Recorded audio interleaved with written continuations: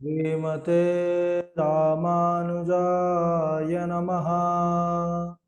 श्रीराधा कृष्णाभ्यां नमः। गजाननं भूतगणाधिसेवितं कपित्थजम्बो फलचारुभक्षणम् उमासुतं शोकविनाशकारकं नमामि विघ्नेश्वरपादपङ्कजं। नमः परमहंसा स्वादितचरणकमलचिन्मकरन्दाय भक्तजनमानसनिवासाय श्रीरामचन्द्राय कृष्णत्वदीयपदपङ्कजपञ्जरान्ते अद्यैव मे विशतु मानसराजहंसः।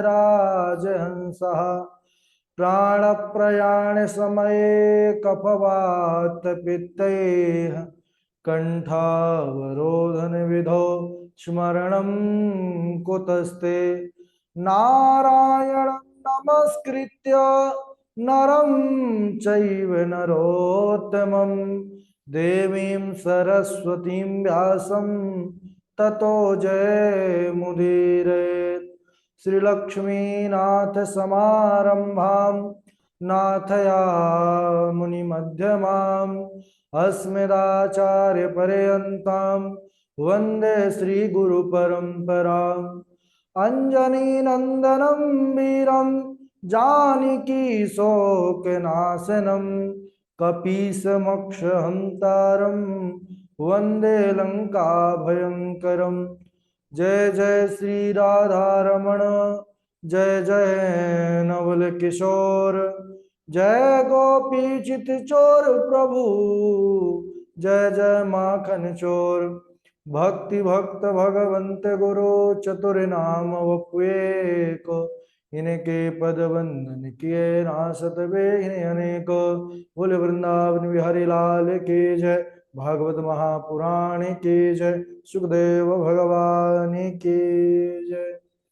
परम मंगलमय परात्पर अखिलेश्वर अचिंत कल्याण गुणगण निधान सर्वेश्वर सर्वाधिपति अकारण करुणा वरुणालय अकारण करुणा कारक सकल जन्य कल्ल सापहारक परात्पर पुरब्रह्म सच्चिदानंद स्वरूप परम पिता परमात्मा श्री राधा गोविंद सरकार राधा रमण बाधाहरण श्री बांके बिहारी लाल। उनका यह वांगमय शब्द में विग्रह श्रीमद्भागवत महापुराण कोटि कोटि नमन कोटि कोटि प्रणाम। इस परम पावन पुराण ग्रंथ पारमहंसों की पावन संहिता को परमाराध्य नंद नंदन यशोदा नंदन वृज रंजन देवकी नंदन श्याम सुंदर श्री कृष्ण के पाद पद्मों पर कोटशाह नमन नतमस्तक वंदन एवं अभिनंदन। उनकी आह्लादनीय शक्ति प्राण प्रिया जगत वंदनी वृषभानुनंदनी भासुति जगत ईश्वरी बरसाने वाली श्री किशोरी जो के पावन चरणारविंदों पर कोटशाह प्रणति। समस्त भूतादिक सिया राममय सब जग जानी करहूं प्रणाम जोर जुगपानी। हम सबका यह परम सौभाग्य ही है कि यह भागवत साप्ताहिक कथा सीखने का पावन विचार संकल्प लेकर के इस स्थान से जुड़कर और इस श्रीमद् भागवतम के विविध चरित्र प्रसंग श्लोकों को सुनकर पढ़कर तैयार करने में लगे हुए। देखिए सज्जनों, यह स्वर्णिम अवसर जो हम सबको प्राप्त हो रहा है, यह परमपिता परमात्मा के विशेष अनुग्रह के फलस्वरूप ही प्राप्त हो रहा है। इसलिए हम सब जो है पूर्ण निष्ठा लगन और परिश्रम के साथ चरित्र श्लोक आदि को तैयार करते चले। अभी हम सबका सप्तम स्कंद में प्रवेश ही हुआ है और सप्तम स्कंद के प्रारंभ में ही जैसा कि हम सबने समझा कि सप्तम स्कंद को ऊती कहते हैं। इसमें 3 स्वभावों का वर्णन है। इसमें 15 अध्याय दिए गए हैं जिनमें से 5-5 अध्यायों के माध्यम से 3 स्वभावों का वर्णन है। पहला है दैत्य यानी असुर स्वभाव, दूसरा है देव स्वभाव, तीसरा है मनुष्य स्वभाव। इसके बाद प्रहलाद जी जो हिरण्यकशिपु के ही पुत्र हैं। कितने पुत्र हुए? 4, जिनमें से सबसे छोटे थे प्रहलाद जी, लेकिन गुणों में सबसे बड़े थे। यानी कि जैसे साधारण बालक होते हैं, खेलने कूदने में मग्न रहते हैं, यह बचपन से ही, छोटी अवस्था से ही प्रभु के चरणों में इनका ऐसा मन लगा था कि खेल कूद आदि सामग्रियों को छोड़ करके एकांत में बैठना इनको अच्छा लगता था। आंख बंद करके प्रभु का कभी कभी चिंतन करते करते आंखों से आंसुओं की धारा चलने लगती, और कभी कभी तो हंसने लगते, अनायास ही ताली बजा बजा करके नाचने लगते संसार के लोगों के लिए। लेकिन वह तो प्रभु के चरणों में उनका मन निरंतर लगा रहता था। यह बाह्य जगत के जो जीव हैं यह समझ नहीं पाते। और फिर असुर लोग प्रहलाद जी के इस भक्ति में स्वरूप को कहाँ समझने वाले थे। एक बार जब प्रहलाद जी का जन्म नक्षत्र यानी जन्म दिन था, तो माता कयाधु ने सुंदर बढ़िया नए नए वस्त्र पहना करके और बोला कि जाकर के पिताजी से आप आशीर्वचन लीजिए। प्रहलाद जी जाते हैं अपने जन्मदाता पिता के चरणों में, दंडवत प्रणाम करते हैं। हिरण्यकशिपु भी अपने पुत्र को उठा करके गोद में बिठा लिया और पूछने लगा कि हे पुत्र, तुमको गुरुजी ने जो पढ़ाया है, तो सबसे अच्छा पाठ तुमको कौन सा लगता है? अब प्रहलाद जी जब सुने कि पिताजी अच्छा पाठ सुनना चाहते हैं, उन्होंने कहा कि हे पिताजी, मैं संपूर्ण पाठों का जो महत्वपूर्ण पाठ है जीवन में, जो जीवों के लिए सेवन करने योग्य है, वह आपको सुनाता हूं। और नवधा भक्ति का वर्णन करते हैं कि हे पिताजी, श्रवणम कीर्तनम विष्णु स्मरणम पाद सेवनम अर्चनम वंदनम दास्यम सख्यम आत्म निवेदनम इति पुंसार्पिता विष्णु भक्तिश्चेनवलक्षणा क्रियते भगवत्यदा तन्मन्येधितमुत्तमम्। यानी भगवान के नामों का सदैव श्रवण करना, उनकी कथाओं का श्रवण करना, उनके ही गुणानुवादों का कीर्तन करना, उनके नामों का संकीर्तन करना, उनका पूजन करना, उनका स्मरण करना, उनकी सेवा करना, उनका ही अर्चन वंदना करना और उनके प्रति दास्य सख्य भाव रखना और आत्मनिवेदन, यानी सब कुछ आपका है प्रभु, मैं भी आपका हूं, ऐसा भाव आ जाए। इस प्रकार की नवधा भक्ति यानी 9 प्रकार से भगवान के चरणों में मन लगाने की जो प्रक्रिया विधा है, इसी को नवधा भक्ति कहते हैं। जैसे ही हिरण्यकशिपु ने सुना प्रहलाद जी के इन वचनों को, तो सज्जनों, वह निर्दयी असुर छोटे से सुकुमार बालक प्रहलाद को अपने सर के ऊपर तक उठा लिया और धड़ाम से पृथ्वी पर पटक दिया। कहने लगा, गुरु जी जो उनके थे संडामर्क, क्रोधित होकर के, आग बबूला होकर के कांपन जो है, कहने लगा कि अरे, तुमने मेरे बालक को यह किस प्रकार की शिक्षा दी है, मैं तुमको भी अभी दंड देता हूँ, रुको बताता हूँ। तब तो गुरुजी भी उनके कांपने लग गए और राजा से कहने लगे, हिरण्यकशिपु से, कि हे महाराज, न मत प्रणीतम न पर प्रणीतम सुतो वदते से तवेन्द्र शत्रु नए सर्ग की अमतिरास्य राजन नियाक्षमन्युम कददाश्ममान नमत प्रणीतम न पर प्रणीतम। हे महाराज, यह ज्ञान जो आपको यह दिया है ना, यह तो ना हमारे द्वारा प्राप्त किया, ना किसी और के द्वारा, यह तो इसकी जन्मजात बुद्धि है महाराज, इसलिए हमको क्षमा कीजिए। हिरण्यकशिपु आंखें लाल करके अपने पुत्र की तरफ देखता है, कहने लगा कि अरे प्रहलाद, जब तुझे यह सारी बातें गुरु जी के माध्यम से प्राप्त नहीं भई, तो तू यह सारी बात कहां से सीखा है? तब प्रहलाद जी कहने लगे, हे पिताजी, मतिर् न कृष्णे परतः स्वतो वा विवो विपद्येत गृहावृतानां महीयसां पादरजोऽभिषेकं निष्किञ्चनानां नव्रजेत यावत् मतिर्न कृष्णः परतः स्वतो वा। पिताजी आप क्या समझते हैं, यह जो मैं आपके प्रभु के भक्ति का निरूपण किया हूं, क्या यह भक्ति सहजता से प्राप्त होती है, अपने आप ही हो जाती है? बोले नहीं, भगवान के चरणों में जीव की मति अपने से नहीं लगती है, किसी के कहने पर भी नहीं लगती है। यह तो जब वह स्वयं कृपा करते हैं ना, जब महापुरुषों के चरण रज से हम स्नान करते हैं, उनकी पगधूलि को मस्तक पर लगाते हैं, उनके पास बैठ करके सत्संग प्राप्त करते हैं, और उनके पास बैठ करके जब भगवत नाम श्रवण करते हैं, तब जा करके ऐसा भगवान के चरणों में मन लगता है।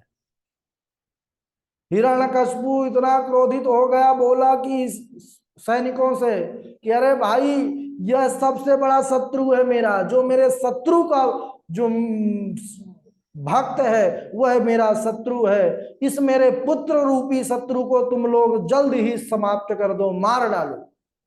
बताइए, हिरण्यकशिपु अपने छोटे पुत्र को मारने का आदेश दे दिया। अब असुर दानव, जैसा ही हिरण्यकशिपु का आदेश हुआ सज्जनों, वह इतने छोटे से बालक प्रहलाद जी पर इतना घोर अत्याचार किए, इतनी यातनाएं दी गई, मारने का इतना बड़ा बड़ा षड्यंत्र किया गया कि सुनने मात्र से जो है तो हृदय में बड़ी व्यथा होने लगती है। सबसे पहले तो प्रहलाद जी को मारने के लिए बड़े बड़े अस्त्र शस्त्रों का प्रयोग किया गया। उससे भी जब मृत्यु ना हुई प्रहलाद जी की, तो पहाड़ों से, बड़ी बड़े पहाड़ों की चोटियों से नीचे धकेल दिया गया। इतने पर भी प्रहलाद जी का जब कुछ नहीं हुआ, तो जल में उनको डुबोया गया, और कहने लगे कि इतने पर भी जब मृत्यु ना हुई, तो हाथी के पैरों से कुचलवाया गया, विष दिया गया, जहरीले सर्पों से दंश लगवाया गया। और इतना ही नहीं, जब इन सबसे बात नहीं बनी, तो काल कोठरी पर अनेकों दिनों तक बंद करके रखा गया, भूख प्यास से मृत्यु हो जाए इसकी। लेकिन कहते हैं ना, जिसका रक्षक वह परमात्मा होता है, संसार उसका कुछ नहीं बिगाड़ सकता। बहुत प्रयास किया गया, लेकिन प्रहलाद जी का बाल बांका भी नहीं हुआ। तब तो गुरु जी को बड़ा क्रोध आया। संडामर्क ने क्या किया, कृत्या उत्पन्न किया, और कृत्या को आदेश दिया कि इस बालक को जला करके नष्ट कर दो। वह कृत्या आती है, और जब प्रहलाद जी यानी परम भगवत भक्त को देखती है, तो स्वयं कृत्या ही उनके चरणों में प्रणाम करके और लौट करके गुरु जी को ही सर्वनाश कर देती है, गुरु जी को ही जला करके राख कर देती है। प्रहलाद जी ने देखा कि मेरे कारण गुरुजी चले गए, यह ठीक नहीं है। हाथ जोड़ करके एक प्रतिज्ञा किया प्रहलाद जी ने, और जो मृत्यु को प्राप्त हुए उनके आचार्य थे, वह जीवित होकर के उठ खड़े हो गए। क्या कहा प्रहलाद जी ने? कहा, यदि सर्वगतम विष्णु मन्यमानो न पाइनम इति ते नैव सत्येना जीविनम त्वेते पुरोहिता। यदि मैंने सर्वत्र, यदि सर्वगतम विष्णु, मैंने सर्वत्र सब जगह अगर भगवान नारायण का दर्शन किया है, तो यह मेरे गुरु जी अभी इसी क्षण जीवित हो जाएं। प्रहलाद जी का ऐसा कहना हुआ नहीं कि सज्जनों, वह गुरु पुत्र जो थे वह संडामर्क उठ करके खड़े हो गए। अब तो प्रहलाद जी को देख करके गुरु जी भी डरने लग गए, दूर दूर रहने लग गए, समझ गए कि यह कोई साधारण चेला नहीं है हमारा। हाँ, इसके बाद इधर क्या हुआ, हिरण्यकशिपु इतना डर गया कि जब गुरु जी को ही ले लिया ये बालक, तब तो हम फिर कौन सी गिनती में आते हैं। अब इधर हिरण्यकशिपु बालक को गुरुकुल भेज दिया, और इधर चिंतित उदास रहने लगा। उसकी बहन आती है, नाम था होलिका। होलिका आई, बोले भैया क्या बात है, इस समय आप सूखते जा रहे हैं, बड़ी चिंता में रहते हैं। आपका मन खिन्न उदास दिख रहा है, क्या कारण है? सारी घटना का वर्णन किया हिरण्यकशिपु ने कि यह जो तेरा भतीजा है ना, यह मेरा शत्रु बन करके ही आ गया है मेरे घर। इसको मारने का बड़ा प्रयास किया गया बहन, लेकिन यह मर ही नहीं रहा। अच्छा, बस इस इतनी छोटी बात के लिए आप इस प्रकार चिंतित हैं? अरे आप भूल रहे हैं कि ब्रह्मा जी के द्वारा मुझको ऐसे दिव्य वस्त्र मिले हैं कि मैं जिसको पहन करके अग्नि में प्रवेश करने के बाद भी नहीं जलूंगी। तो ऐसा करिए, उसका लाभ लीजिए, आप विशाल चिता का निर्माण कराइए और मैं प्रहलाद को लेकर के गोद में उसी चिता के बीच में बैठ जाऊंगी और चारों तरफ से आग लगवा दीजिएगा। मैं तो बच जाऊंगी और प्रहलाद जल करके मर जाएगा। हिरण्यकशिपु बड़ा प्रसन्न हुआ, वाह बहन वाह, तुमने मेरा तो बड़ा संकट दूर कर दिया। अब इधर इतनी बड़ी चिता बनवाई गई। अब बुआ जी ने कहा था कि इतनी बड़ी चिता बनवाना कि वह प्रहलाद अगर किसी प्रकार गोद से उठ करके भागने का प्रयास भी करे तो भाग ना पाए। अब इतनी बड़ी चिता बनवाया गया हिरण्यकशिपु के आदेश से। अब बुआ जी बैठ गई, प्रहलाद जी भी अपने विष्णु जी का, नारायण का, अपने इष्ट का ध्यान करते हुए बैठ गए। चारों तरफ से आग लगा दिया गया। अब तो भगवान नारायण की, अरे जिनके संकल्प मात्र से करोड़ों ब्रह्मांडों का सृजन हो जाता है, उन परमात्मा के लिए, भक्त की रक्षा करने के लिए यह एकदम प्रभु का एक विचार मात्र से ही सारे जो है प्रयास व्यर्थ हो जाते हैं असुरों के। अब इधर ऐसी प्रेरणा हुई भगवान की, वायु जो थी, पवन देवता ऐसे बहे कि बुआ जी के कपड़े जो थे वह प्रहलाद जी के शरीर से लिपट गए और बुआ जी ही उल्टा जलने लग गई, क्योंकि वह वरदान स्वरूप जो वस्त्र थे वह तो प्रहलाद जी के ऊपर आ गए। वायु इतनी तेज चली, वायु से इंसान उड़ जाता है, तूफान आ जाए तो फिर वस्त्रों की बात क्या करें। ऐसी गोल गोल घूम करके कि बुआ जी के कपड़े जो है तो जो दिव्य कपड़े थे वह प्रहलाद जी पर आ गए और बुआ जी हाहाकार करने लगी, भागने लगी कि मैं बच जाऊं। लेकिन बुआ जी ने पहले ही आदेश दिया था कि बहुत बड़ी चिता बनवाना, तो भागते भागते भी बुआ जी जल करके राख हो गई और प्रहलाद जी जो है तो बच जाते हैं। तभी से जो है यह होली का महोत्सव होने लगा। और किस प्रकार बुआ जी जलने लगी, कहने लगे, हाण जरे जस लाकड़ी, केस जले जस घास, सोने जैसी बुआ जी जल गई कोई न आयो पास। अब बुआ जी जल गई, कोई नहीं बचाने आया बुआ जी को।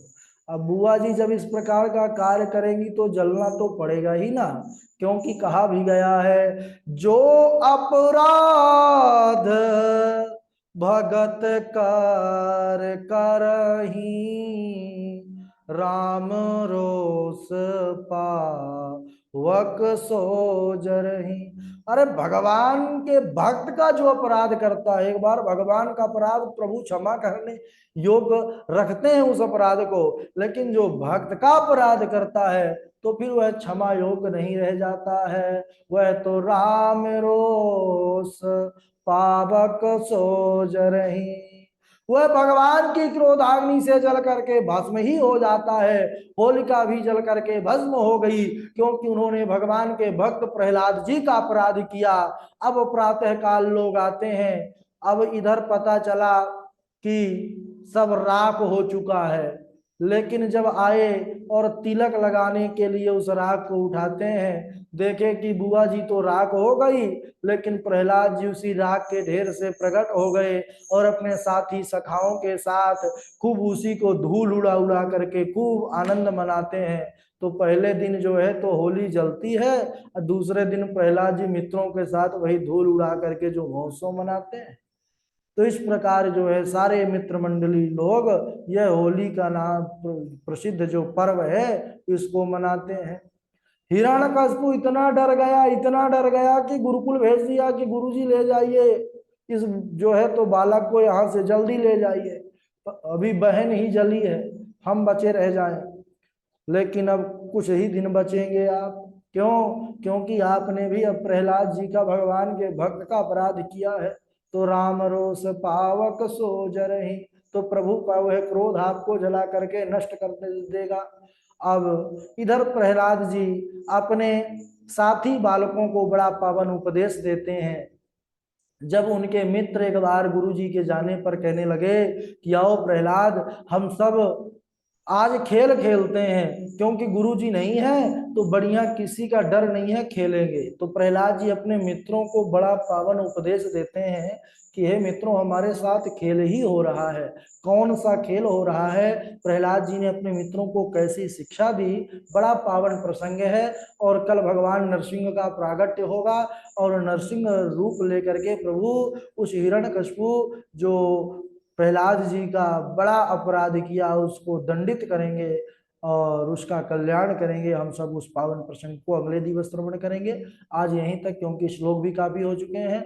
बोलिए वृंदावन बिहारी लाल की जय, भागवत महापुराण की जय। चलिए, अब बारी बारी से हम जब नाम लेंगे उसी अनुसार से आप लोग श्लोक सुनाते चलिएगा। अच्छा, प्रयाग जी नहीं जुड़े हैं आज भी, प्रयाग जी का स्वास्थ्य गड़बड़ चल रहा है।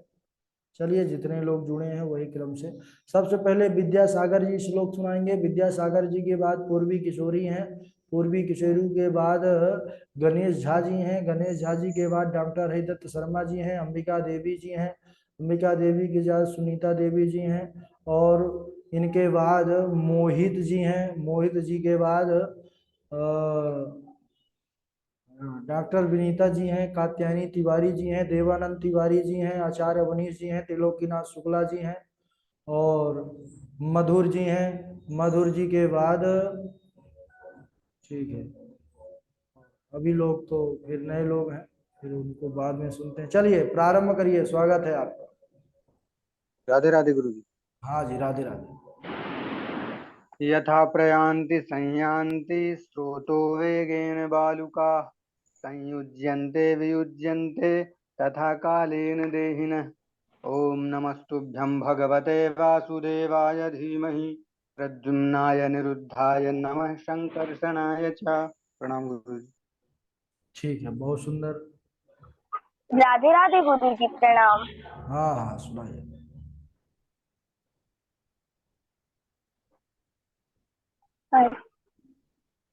यथा देवेषु वेदेषु गोषु वेपेषु साधुषु धर्मे मयि च विश्वेशा सा वा आसु विनश्यति। श्रवणं कीर्तनं विष्णु स्मरणं पादसेवनम् अर्चनं वन्दनं दास्यं सख्यम् आत्मनिवेदनम् इति पुंसार्पिता विष्णु भक्तिश्चेन्नवलक्षणा क्रियते भगवत्याद्या तन्मत्य अधीतमुत्तमम्। जी गुरु जी मैं एक भजन सुना दूंगी। चलिए, समय रहेगा तो तैयार रहिएगा।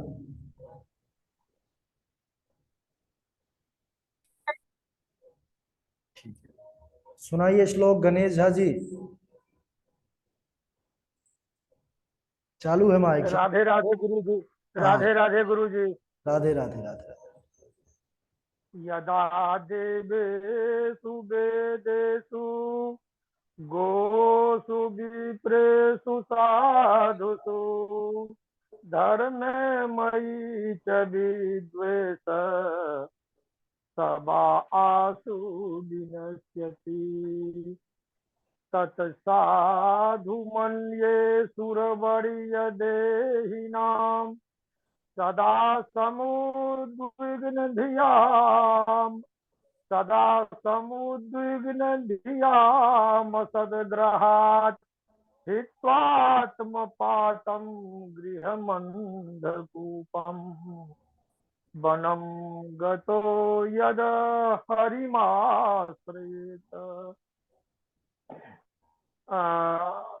श्रवणं कीर्तनं विष्णोः अस्मरणं पादसेवनम् अर्चनं वन्दनं दास्यं सख्यमात्मनिवेदनम् इति पुंसार्पिता विष्णु भक्तिश्चेन नवलक्षणा इति पुंसार्पिता विष्णु भक्तिश्चेन नवलक्षणा क्रियते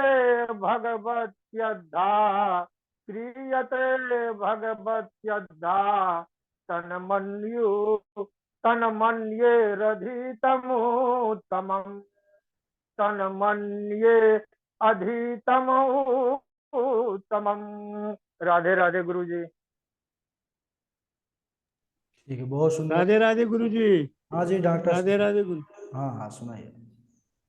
यदा देवेषु वेदेषु गोषु विशेषु साधुषु धर्मे मयि च विद्वेष सा वा आसु विनश्यति तत्साधु मन्ये सुरवर्यं देहिनां सदा समग्रो नदीयां सद्ग्रह हित्वा आत्मपातं गृहमन्धकूपं वनं गतो यद्विमाश्रयेत् श्रवणं कीर्तनं विष्णो स्मरणं पादसेवनम् अर्चनय बंधनं दास्यं साख्यात्मनिवेदनम् इति पुंसार्विते विष्णु भक्ति सिचे नवलक्षणा क्रियते भगवत यद्धा तन्मन्ये अधिमुत्तमम्। राधे राधे गुरु जी। बहुत सुंदर। ठीक है, कात्यायनी तिवारी जी आप सुनाइए। प्रणाम गुरुदेव। हाँ जी सुनाइए। यदा देवेषु वेदेषु गोषु विप्रेषु साधुषु धर्मे मयि च विद्वेषः शवाशु विनश्यति तत्साधुर्मन्ये शुर्वदेहिनां सदा शुद्धविघ्नहितां सद्ग्रहात् हेतुमात्वं पातं गृहन्ध कूपं वनं गतो यद्धरिमाश्रयेत् श्रवणं कीर्तनं विष्णोः स्मरणं पादसेवनम् अर्चनं वन्दनं दास्यं सख्यमात्मनिवेदनम् इति पुंसार्विता विष्णो भक्तिश्चेन्नवलक्षणा क्रियते भगवत्यधा तन्मयेधितमोत्तमम्। प्रणाम गुरुदेव। बहुत सुंदर। मोहित जी सुनाएंगे, फिर अंबिका देवी जी सुनाएंगी। मोहित जी माइक चालू कर लीजिए। Mic mic.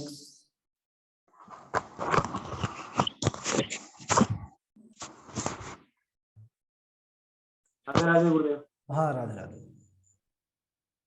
यदा देवेषु वेदेषु गोषु विप्रेषु साधुषु धर्मे मयि च विद्वेषः सर्वासु विनश्यति तत्साधु मन्ये सर्वदेहिनां सदा समुद्रविघ्नधियां सद्गृहात् हित्वात्मपातं गृहमन्धकूपं वनं गतो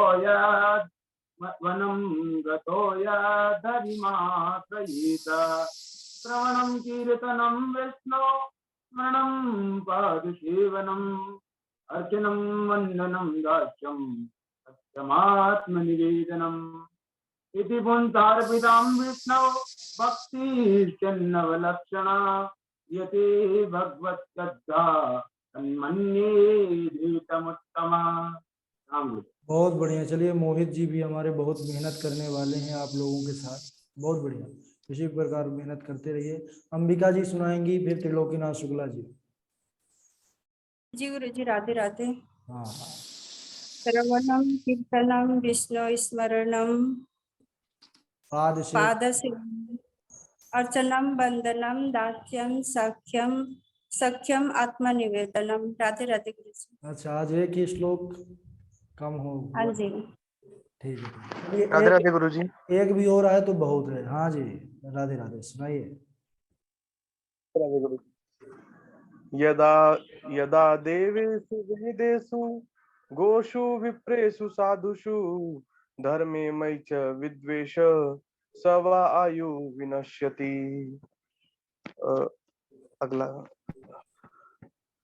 श्रवणं कीर्तनं विष्णु स्मरणं पाद सेवनम अर्चनं वंदनं दास्यं सख्यमात्म निवेदनम। राधे राधे। बहुत बढ़िया। आचार्य अवनीश जी, आपका कब होगा वक्तव्य? बहुत दिनों से नहीं हुआ है। और जी गुरु जी, स्पर्श राधे राधे। हाँ, अभी सुन रहे थे लोकीनाथ जी, थोड़ा इनसे पूछ लेते हैं। और सब लोगों को बता दें कि जी गुरु जी, चरण स्पर्श राधे राधे। आचार्य अवनीश जी बहुत अच्छा कार्य करते हैं। यूट्यूब चैनल भी इनका है और उसमें लगभग 35-40 हजार लोग इनसे जुड़े हुए हैं और बहुत अच्छी जानकारी हमारे संस्कृत वांग्मय की ये प्रदान करते हैं। बहुत अच्छा कार्य है आपका, बहुत सराहना करते हैं हम सब। और वक्तव्य आपका बहुत दिनों से नहीं हुआ है। स्वास्थ्य आपका गड़बड़ था, ऐसा आपने कहा, कुछ बीच में व्यस्तताएं चल रही थी। अब कैसा है स्वास्थ्य? हाँ गुरु जी, अब ठीक है। आज मंगलवार है, मैं बृहस्पतिवार को गुरु जी करूंगा अपना वक्तव्य। चलिए चलिए, ठीक है ठीक है, तैयार रहिए। त्रिलोकीनाथ जी, स्वागत है आपका, सुनाइए श्लोक।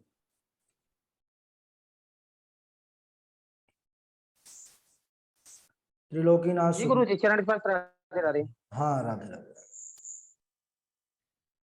तत्साधु मन्ये सूर्यवर्य देहिनां सदा सुमद विघ्न धियां सद्ग्रहत् हित्वात्मपातं ग्रहवन्द्य कूपं वनं गतो यद् धरिमाश्रयेत् श्रवणं कीर्तनं विष्णुः स्मरणं पादसेवनम् अर्चनं वन्दनं दास्यं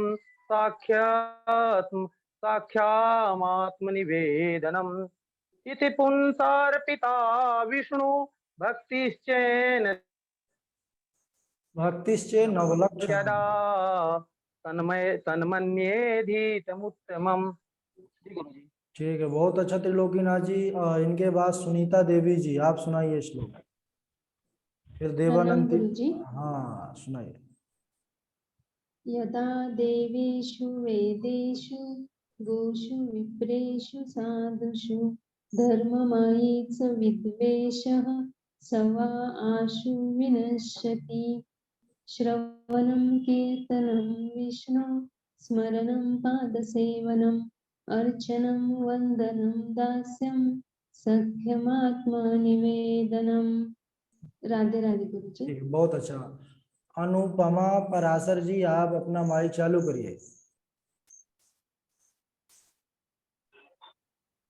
राधे राधे गुरु जी।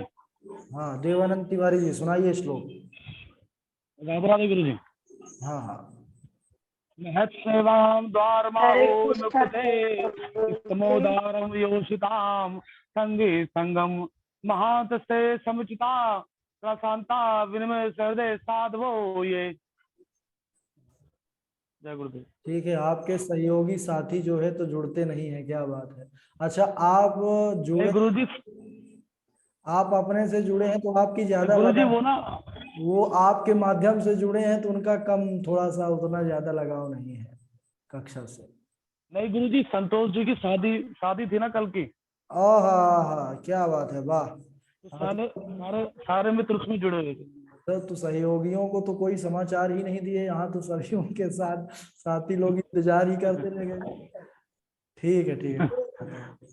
हाँ जी, अनुपमा जी, भागवत पुराण का कोई श्लोक सुनाएंगी आप, अगर याद है तो।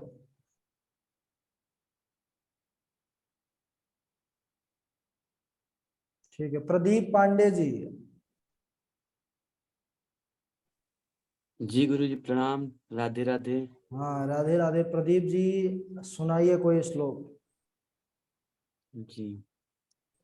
कालं चिरन्तं सृजते स आश्रयम् प्रधान पुंभां नरदेव सत्कृता या एष राजनपि कालम ईशिता सत्तुम सुरानी कमिवेद्यतः। चलिए प्रदीप जी, आप 3 दिनों से जुड़ रहे हैं, डेमो क्लास 1 दिन का रहता है। अभी भी आपको लगता नहीं जी है कि हमको कक्षा से जुड़ना चाहिए, सबके साथ तैयारी करना चाहिए ना? अगर देखिए श्लोक वो याद करिए जो इनको दिए जाते हैं, ग्रुप से जुड़ जाइए अगर आप अध्ययन करने के इच्छुक हैं। ठीक है।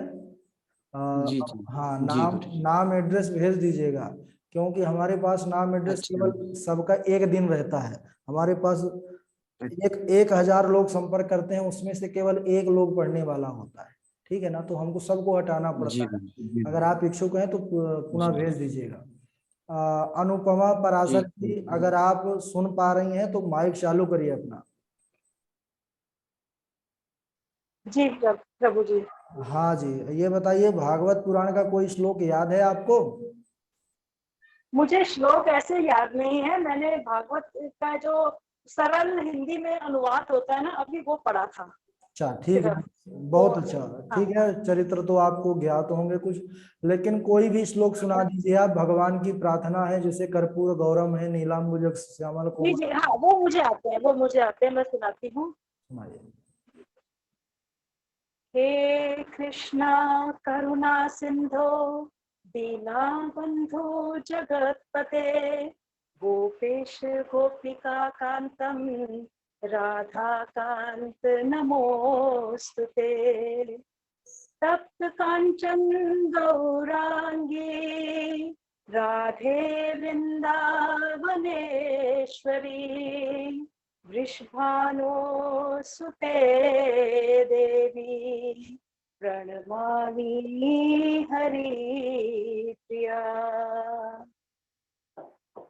ठीक है। शान्ताकारं भुजगशयनं पद्मनाभं सुरेशं विश्वाधारं गगनसदृशं मेघवर्णं शुभांगं लक्ष्मीकान्तं कमलनयनं योगिर्ध्यानगम्यं वन्दे विष्णु भवभयहरं सर्वलोकैकनाथं ठीक है, कर्पूर।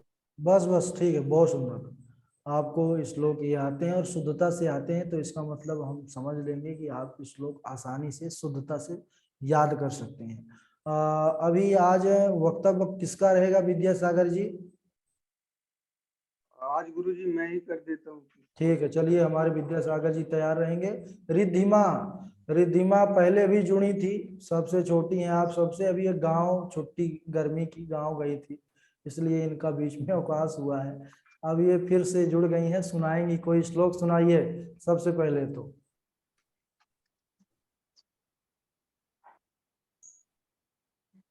कोई भी श्लोक सुना दीजिए आज, कल से फिर बताएंगे कौन से सुनाना है। अस्मद् गुरुभ्यो नमः। अस्मद् परम गुरुभ्यो नमः। अस्मद् सर्व गुरुभ्यो नमः। श्री राधा कृष्णाभ्यां नमः। श्रीमते रामानुजाय नमः। लंबोदरं परं सुन्दरमेकदन्तं पीताम्बरं त्रिनयनं परं पवित्रम् उद्यद्दिवाकरनिभोजबल्कान्तिकान्तं विघ्नेश्वरं सकलविघ्नहरं नमामि।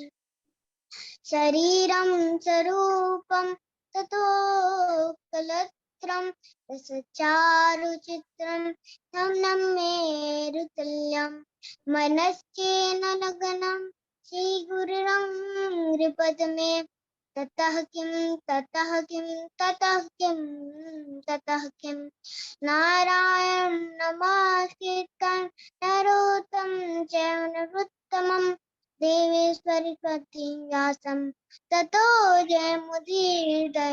जयतु देवो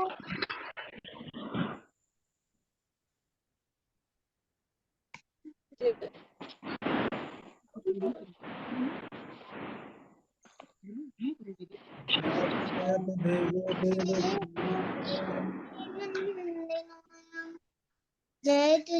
तु कृष्ण कृष्ण वंश प्रदीप जय तु मेघ श्यामल कोमलांगम जय तु पारनासो मुकुंद कृष्ण त्वदीपत पंकज पंचरान्ते सदैव मे विष्णु मानस राजहंस प्राण प्यार समय कपवात पित्त कंठावरोधन विदो स्मरणं कुतस्ते बड़ा पीड़म नटवर बपू कर्यो करकारम विभाषा कनक कपिशम वैजयंती चमाला रंधान वीडूरधर सुदया पूरन गोपविंदय नंदारण्यं तपधरमणं प्राविशतु कीर्ति करारविंदे पदारविंदं मुखारविंदे नवेशं तं पुटे प्रत्यस्य पुटे शयानं मालं मुकुन्दं मनसा स्मरामि रामाय रामभद्राय रामचन्द्राय वेदसे रघुनाथाय नाथाय सीताय पते नमः नंदनानंदन वीरं जानकी शोकनाशं कपीशमच्छहन्तारं वन्दे लंकाभयंकरम्। बहुत सुंदर, वेरी गुड। रिद्धिमा के भजन वो श्लोक सुन करके सभी लोग प्रसन्न हो गए कक्षा के, यानी गांव में जाकर के भी आप श्लोकों का अभ्यास जारी रखे हैं। बहुत बढ़िया, वेरी गुड, बहुत अच्छा। पूर्वी दीदी मैं याद करवा दिया था। अरे वाह वाह पूर्वी जी, हाँ बहुत अच्छा सहयोग कर रही हैं आपका। और आज से हम आपका नंबर कात्यायनी तिवारी जिनको भी दे देंगे, ये भी आपका पूरा सहयोग करेंगे, ठीक है ना। आप छोटी हैं तो आपका सहयोग सभी करेंगे, जितने बड़े बड़े हैं सब आपका सहयोग करेंगे और सबसे आगे आपको रखेंगे, ठीक है ना। हाँ मेहनत करते रहिए, ठीक है। चलिए मधुर सुना दीजिए श्लोक। मधुर जी के बाद हमारे नंद किशोर जी हैं, आप भी सुना दीजिए। और इसके बाद हमारे व्यास जी तैयार हैं, जल्दी जल्दी श्लोक सुना दीजिए। गुरु जी राधे राधे। राधे राधे। श्रवणं कीर्तनं विष्णु स्मरणं पाद सेवनम अर्चनं वंदनं दास्यम् अर्चनं वंदनं दास्यं साक्ष्म आत्मनिवेदनम। राधे राधे। ठीक है, नंद किशोर जी आप सुना दीजिए। राधे। हाँ राधे। यदा देवेषु वेदेषु गोषु विप्रेषु साधुषु धर्ममयी च विद्वेषा सावासु विनश्यति ततु साधुमन्ये सुरवैर्हि देहिनां सदा समुद्दियाम सद्ग्रहात् हितवात्मपातं ग्रहमन्दिकूपं वनुगतो यात् धीरिमाश्रयात् श्रवणं कीर्तनं विष्णु स्मरणं पादसेवनम् अर्चनं वन्दनं दास्यं साख्यम् आत्मनिवेदनम् इति पुंसां पिता विष्णु भक्तिश्चेन्नवलक्षणा क्रियते भगवत्तद्या तन्मन्येधितमुत्।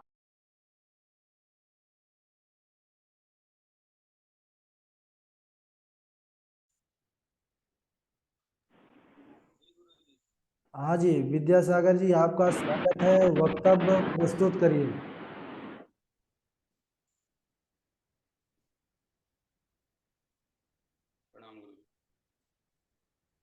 आज अस्मद्गुरुभ्यो नमः अस्मत्परम गुरुभ्यो नमः अस्मत्सर्वगुरुभ्यो नमः श्री राधा कृष्णाभ्यां नमः श्रीमते रामानुजाय नमः।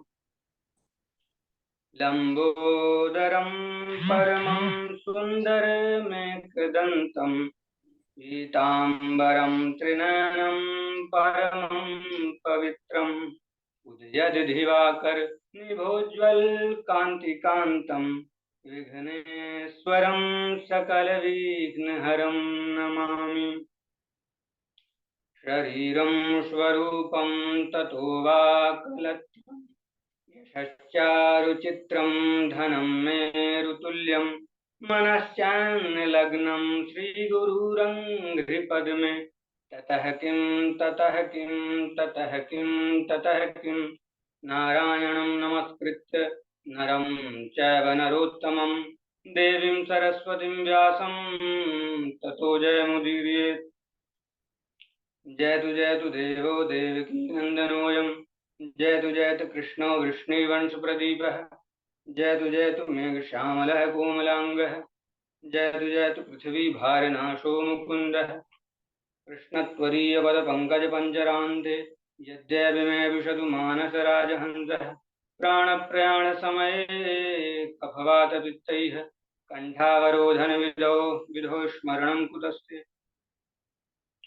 बर्हापीडं नटवरवपुः कर्णयोः कर्णिकारं बिभ्रदवासः कनककपुषं वैजयन्तीं च मालां रन्ध्रानवेणोरधरसुधया पूरयन् गोपवृन्दैः वृन्दारण्यं स्वपदरमणं प्राविशद्गीतकीर्तिः। करारविन्देन पदारविन्दं मुखारविन्दे विनिवेशयन्तं वटपत्रस्य पुटेशयानं बालं मुकुन्दं मनसा स्मरामि। रामाय रामभद्राय रामचन्द्राय वेदसे रघुनाथाय नाथाय सीतायापतये नमः। अञ्जनानन्दनं वीरं जानकी शोकनाशनं कपीशमक्षहन्तारं वन्दे लङ्काभयङ्करं। मूकं करोति वाचालं पङ्गुं लङ्घ्यते गिरिं यत्कृपातमहं वन्दे परमानन्दमाधवम्। भक्त भक्ति भगवंत गुरु चतुर्नाम वपुए इनके पद वंदन किए न शत विघ्न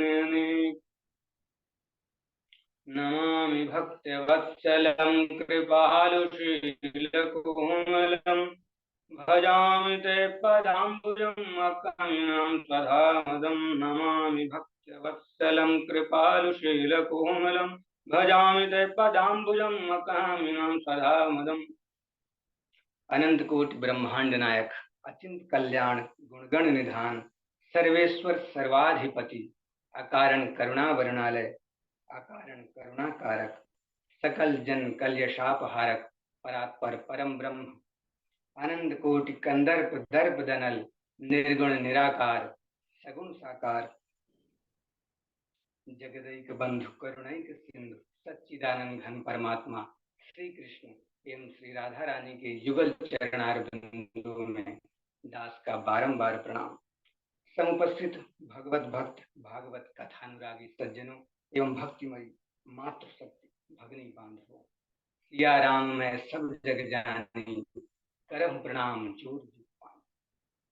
आइए श्रवण करते हैं श्रीमद् भागवत महापुराण का महात्म का यह अंश। पिछली बार हमने श्रवण किया था जब भगवान सुखदेव महाराज परीक्षित को श्रीमद् भागवत कथामृत का रसपान करा रहे थे।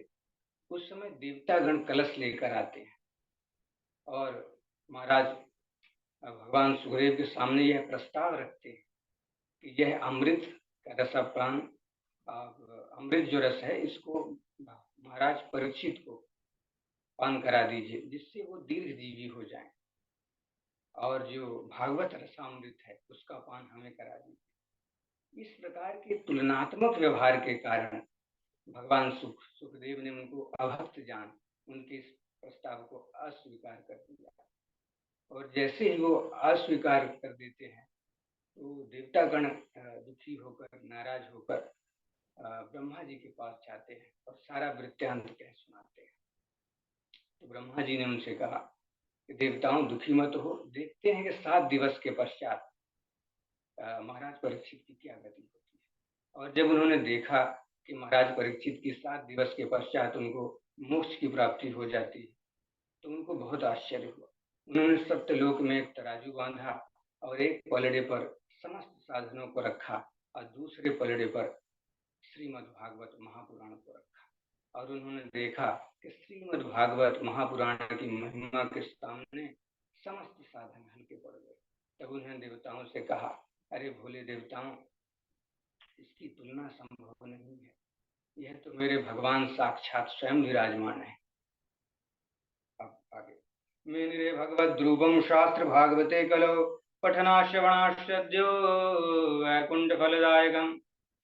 उस समय समस्त ऋषियों ने माना कि श्रीमद् भागवत महापुराण के श्रवण अथवा पठन से मोक्ष की प्राप्ति निश्चित होती है।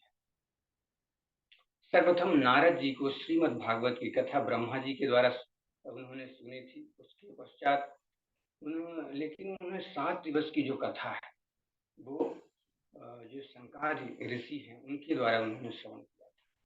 यहाँ पर शौनक ऋषि जो श्रवण कर रहे थे तो उन्होंने सूत जी महाराज से यहाँ पर प्रश्न कर दिया कि क्योंकि प्रजापति दक्ष के द्वारा नारद जी को यह श्राप है कि आप एक स्थान पर गोदोहन के समय से ज्यादा नहीं ठहर सकते। तो ऐसा कौन सा कारण हुआ जिसके कारण नारद जी महाराज को एक स्थान पर रुककर 7 दिवस की श्रीमद् भागवत की यह पवित्र कथा उन्होंने सुनी। तो सूत जी महाराज कहते हैं कि एक बार विशालापुरी बद्रिका आश्रम में सत्संग के लिए संकादि चारों ऋषि वहां पर आए हुए थे। तो उन्होंने नारद जी को आते हुए देखा तो पूछा, कथम ब्रह्मन् दीन मुखम कुतश्चिंता तुरो भवान त्वरितम गम्यते कुत्र कुतश्चागमनम तव। हे देवर्षि, आप कहाँ से आ रहे हैं? आप इतने चिंतातुर क्यों दिखाई दे रहे हैं? आपका इतना शीघ्र कहाँ से आगमन हो रहा है और आप कहाँ जा रहे हैं? तो नारद जी ने कहा, अयम तो पृथ्वीं जातो जात्वा सर्वोत्तमामिति। हे मनुष्यों, मैं पृथ्वी लोक को उत्तम मान वहां पुष्कर, प्रयाग, काशी, गोदावरी, कुरुक्षेत्र, श्रीरंग, रामेश्वरम, सेतुबंध रामेश्वरम आदि तीर्थों में भ्रमण करता रहा, लेकिन मन को संतोष प्रदान करने वाली शांति मुझे कहीं नहीं मिली। क्यों नहीं मिली? क्योंकि कलयुग के मित्र, अधर्म के मित्र कलयुग ने समस्त पृथ्वी को पीड़ित कर रखा है, बाधित कर रखा है। कहीं भी दया, दान, धर्म, पवित्रता ऐसी कोई भी लक्षण दिखाई नहीं देते। समस्त प्राणी अपने पेट भरने की विद्या को अध्ययन करते हैं और उसी कार्य में लगे हुए हैं। तपस्वी धनवंत दरिद्र गृही कलि कौतुक तात न जात कही। घर में स्त्रियों की प्रभुता चलती है, साले सलाहकार बन गए हैं। पति पत्नी में अक्सर झगड़ा मचा रहता है, अर्थात गृह कलह संपूर्ण देखने को मिलता है। इस प्रकार जब मैं कलयुग के दोषों को देखता हुआ कृष्ण प्रिया माँ यमुना के तट श्री धाम वृंदावन में पहुंचा तो वहां पर मैंने एक आश्चर्य देखा कि एक युवती स्त्री खिन्न मन से बैठी हुई है। उनके सामने 2 वृद्ध पुरुष अचेत अवस्था में पड़े हुए हैं और सैकड़ों स्त्रियां उनकी सेवा के लिए वहां उपस्थित है। यह देख जब मैं उनके समीप चला गया तो वह युवती स्त्री खड़ी होती है और कहने लगती है, भो भो साधो क्षणम तिष्ठ मच्चिंतामपि नाशे। हे महात्मन, कुछ देर के लिए ठहर जाइए और मेरी चिंता का, मेरे दुख का निवारण कीजिए। तो नारद जी ने कहा, हे देवी, आप कौन हैं? यह दोनों वृद्ध पुरुष कौन है और ये समस्त स्त्रियां कौन है? एवं अपने दुख का विस्तार पूर्वक वर्णन। तो भक्ति महारानी ने अपना परिचय देते हुए कहा, अहम भक्ति ख्याता इमो में तनयो मतो ज्ञान वैराग्य मानो काली योगेन जर्जर। हे देवर्षि, मैं विख्यात भक्ति हूँ और ये मेरे दोनों पुत्र ज्ञान और वैराग्य हैं। इस कलिकाल के प्रभाव से ये दोनों वृद्ध अवस्था में पहुंच चुके हैं, वृद्ध हो गए हैं, जर्जर अवस्था में आ गए हैं। और ये गंगा आदि समस्त नदियां हैं जो मेरी यहाँ सेवा के लिए उपस्थित हुई। आगे उन्होंने कहा, उत्पन्ने द्रविड़ेषां वृद्धिं कर्नाटके गता, क्वचित् क्वचिन् महाराष्ट्रे गुर्जरे जीर्णतां गता। हे देवर्षि, मैं दक्षिण भारत के द्रविड़ प्रदेश से मेरा जन्म हुआ, कर्नाटक में मैं वृद्धि को प्राप्त हुई, कहीं कहीं महाराष्ट्र में, क्वचित क्वचित महाराष्ट्र से, कहीं कहीं महाराष्ट्र में मैं सम्मानित हुई, लेकिन गुर्जरे जीर्णतां गता, गुजरात में जाके जीर्णता को प्राप्त हुआ। पाखंडी, इस कलिकाल में पाखंडियों ने मुझे छिन्न भिन्न कर दिया, लेकिन वृंदावन पुनः प्राप्त नवीनेन स्वरूपिणी, और वृंदावन को प्राप्त करके जैसे मैं वृंदावन आई तो यहाँ आकर मैं पुनः युवती हो गई, लेकिन मेरे दोनों पुत्र अभी भी वृद्धावस्था में हैं, अभी भी जीर्ण शीर्ण अवस्था में है। अभी इस स्थान को भी छोड़कर मैं अन्यत्र या विदेश चली जाना चाहती हूँ। तब देवर्षि नारद ने कहा, हे देवी, यह दारुण कलयुग है। इस समय योग मार्ग, तपस्या, सदाचार आदि सब लुप्त हो गए हैं। इस समय संत सत्पुरुष दुखी है और दुष्ट प्रसन्न है। इस समय जिसका धैर्य बना रहे वही ज्ञानी है। अब यहाँ पर एक बात आती है कि जो उनके पुत्र हैं भक्ति महारानी के, ज्ञान और वैराग्य, उनकी वृद्धावस्था क्यों है, जबकि वो वृंदावन में भी पहुंच चुके हैं। तो ऐसा सज्जनों का मत है, ऐसा विद्वानों का मत है, सत्पुरुषों का मत है, क्योंकि वर्तमान परिदृश्य में वास्तविक ज्ञान जो है, वास्तविक वैराग्य जो है, वो कहीं देखने को नहीं मिलता। भक्ति वृंदावन में मिलेंगे, लेकिन वास्तविक जो ज्ञान है, वैराग्य है, वो हर व्यक्ति में नहीं है, या ना के बराबर है, 1% ही मिलेगा। तो यह कारण हो सकता है। आगे उन्होंने कहा, वृंदावन से संयोगात् पुनस्त्वं तरुणी नवा, धन्यम वृंदावनम तेन भक्ति नृत्यति यत्र च। हे देवी, इस वृंदावन को प्राप्त करके आप पुनः युवती हो गई, यह वृंदावन धन्य है, जहाँ भक्ति महारानी हमेशा नृत्य करती रहती है। तो भक्ति महारानी ने कहा, हे देवर्षि, यदि कलयुग ही अपवित्र है तो महाराज परीक्षित ने इसे क्यों स्थापित किया, और करुणा परायण भगवान श्री हरि वासुदेव श्री कृष्ण ऐसा अधर्म होते हुए कैसे देख रहे हैं। तब देवर्षि ने कहा, हे देवी, जब भगवान श्री कृष्ण पृथ्वी लोक को छोड़ अपने धाम गोलोक धाम गए, उसी समय से साधनों में बाधा पहुंचाने वाला कलयुग पृथ्वी लोक में आ गया था। लेकिन उस समय महाराज परीक्षित का यहाँ राज्य था।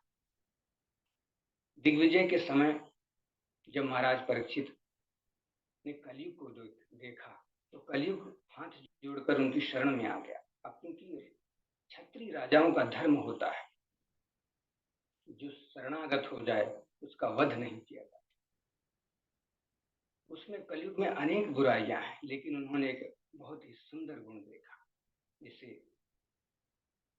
रामचरितमानस में गोस्वामी तुलसीदास जी कहते हैं, कलयुग केवल नाम आधारा, कलयुग केवल नाम आधारा, सुमिर सुमिरी नर उतरहि पारा। भागवत महापुराण में कहा गया है, यत् फलम नास्ति तपसाना योगेन समाधिना, तत्फलम लभते सम्यक् कलौ केशव कीर्तना। उन्होंने क्या गुण देखा कि जो फल अन्य युगों में तपस्या, योग व समाधि से भी जल्दी प्राप्त नहीं होता था, वह कलयुग में भगवान श्री हरि के मात्र नाम संकीर्तन से, उनके स्मरण से, उनके जप से सहज ही प्राप्त हो जाता है। कलयुग में लाख बुराइयां हैं, लेकिन उसका एक बड़ा सुंदर गुण है, उसका वैभव है। इस एक विशेष गुण के कारण महाराज परीक्षित ने कलयुग को पृथ्वी में स्थापित कर दिया। और जैसे ही स्थापित करते हैं कि पृथ्वी के समस्त जो पदार्थ हैं वो बीजहीन भूसी के समान व्यर्थ हो गए। आगे वो कहते हैं, अयम दुयुग धर्मो ही वर्तते कश्य दूषणम। हे देवी, यह युग धर्म ही है, इसमें किसी का कोई दोष नहीं। तब देवर्षि नारद के वचनों को सुन भक्ति महारानी ने कहा, हे देवर्षि, मेरे भाग्य से ही आपका यहाँ आना हुआ है। इस संसार में सच्चे साधुओं और संतों का दर्शन ही समस्त सिद्धियों को प्रदान करने वाला है। और उन्होंने देवर्षि नारद की एक सुंदर स्तुति गाई। जयति जगति मायां यस्य कायाधवस्ते वचन रचन में कम केवलम चाकलय्य। जयति जगति मायां यस्य कायाधवस्ते वचन रचन में कम केवलम चाकलय्य। ध्रुवपदमपि यातो यत्कृपातो ध्रुवयं सकल कुशल पात्रं ब्रह्मपुत्रं नतास्मि। भक्ति महारानी ने कहा, हे देवी, भक्ति महारानी ने कहा, हे देवर्षि, आपके ही उपदेश से कयाध नंदन प्रहलाद जी ने माया पर विजय प्राप्त कर ली और भगवान को प्राप्त कर लिया। और आपके ही मार्गदर्शन से, आपकी ही प्रेरणा से वो नन्हा सा बालक ध्रुव, 5 वर्ष का बालक, उसने इतने ऊंचे स्थान को प्राप्त कर लिया। सप्त ऋषि मंडल से भी ऊंचा स्थान ध्रुव पद को उन्होंने प्राप्त कर लिया। ऐसे ब्रह्मा जी के मानस पुत्र नारद जी को मेरा कोटि कोटि प्रणाम। उन्होंने प्रणाम किया। आगे की कथा हम अगले चरण में श्रवण करेंगे। बोले भक्तवत्सल भगवान की जय। श्रीमद् भागवत महापुराण की जय।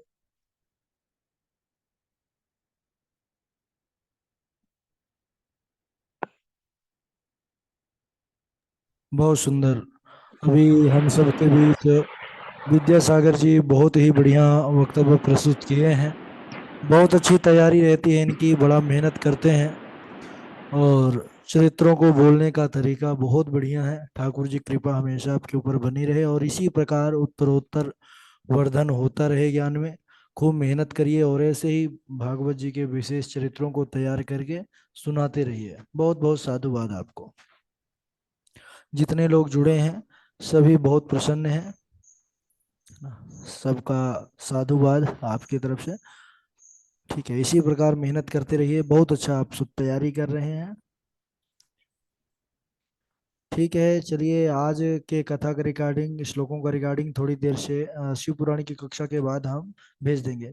अच्छा, पूर्वी आप भजन नहीं सुना पाई हैं और शिव पुराण की कक्षा में आज भजन का ही कक्षा है। 9वीं तिथि है आज, 9वीं को हम लोग भजन की क्लास रखते हैं शिव पुराण में। तो आप भजन गाने के इच्छुक हैं, आप हैं, रिद्धिमा हैं, तो जुड़ सकते हैं। ठीक है ना, लिंक यही रहता है, बस 9:05 जो समय है याद रखिएगा, 9:05 जुड़ जाइएगा। ठीक है, 9:05 से 10 बजे तक चलता है शिव पुराण की कक्षा, उस पर जुड़ करके भजन प्रस्तुत। हाँ ठीक है, चलिए आप लोग अब विश्राम करिए थोड़ा और उसके बाद श्लोकों का रिकॉर्डिंग ग्रुप पर और मिल जाएगा। नोट्स तैयार रखिए, चेक कर लेंगे हम, है ना, 1-2 दिन के अंदर ही। कृष्णाय वासुदेवाय हरे परमात्मने प्रणतः क्लेशनाशाय गोविंदाय नमो नमः। बोले वृंदावन बिहारी लाल की जय। भागवत महापुराण की जय। सुखदेव भगवान की जय। जय जय।